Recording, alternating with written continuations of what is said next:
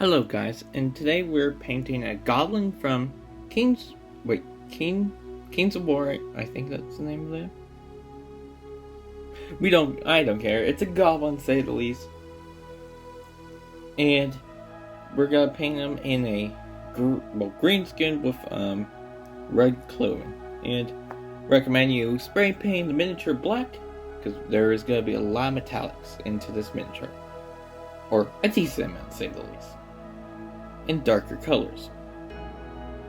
Well, if you got your Abaddon black or matte black recoat or additional coat. Next, for all the cloth areas, we're gonna use this color I never used before. Don't know how to say it, but this here.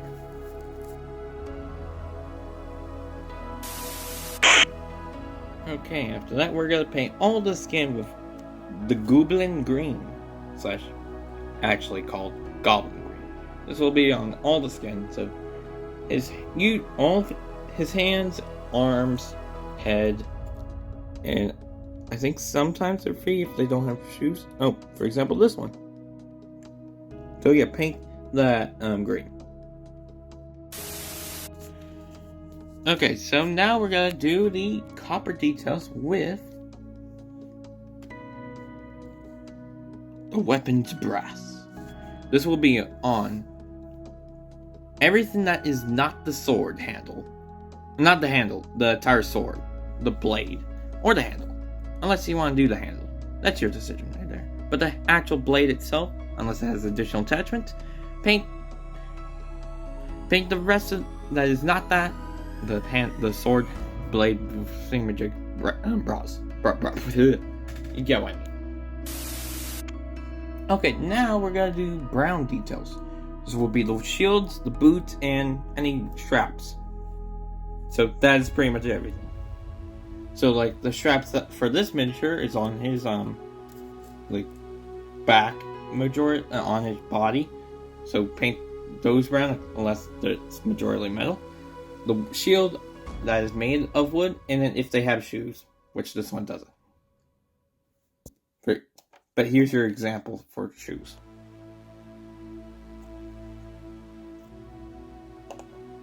But yeah, paint those brown with the oak brown from armor.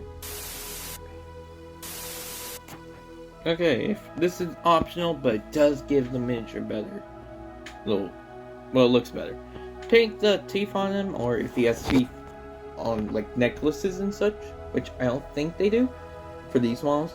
Use this color for a little bit of a tint of yellow into it, the teeth in.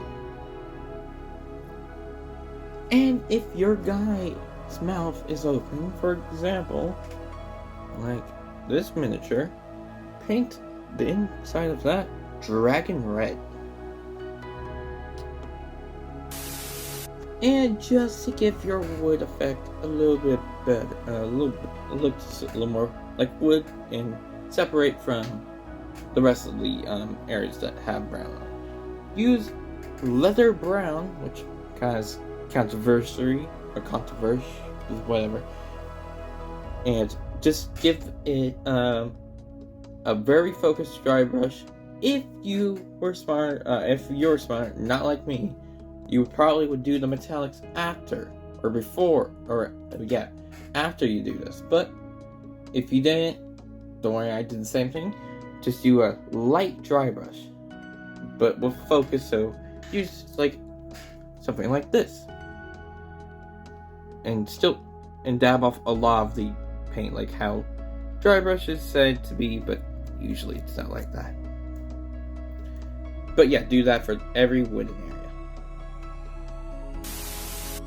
Okay, now we will use dragon red again, but instead for the mouth, it will be highlights on the shirts or anything that is red. So just give them a little highlight. Like, pretty simple. Okay, after that, give a light, a soft tone on everything except for the shield. Yeah. So the wooden stuff. don't paint soft tone on the wood sections of your miniature. But now we're gonna paint the shield with strong tone. Yeah, just paint this onto the shield. Okay, so now we're actually gonna paint the sword. What's that shield? With gunmetal. Even if it's not even a gun. Paint it. The sword with gunmetal. Then, after that, we will paint the metal, the gunmetal with dark tone. So just paint that over the silver.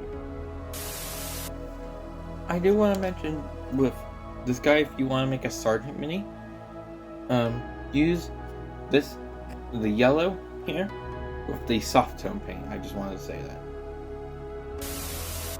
And with that, it is a finished miniature. Thanks for watching, and I'll give you the spin. Bye-bye.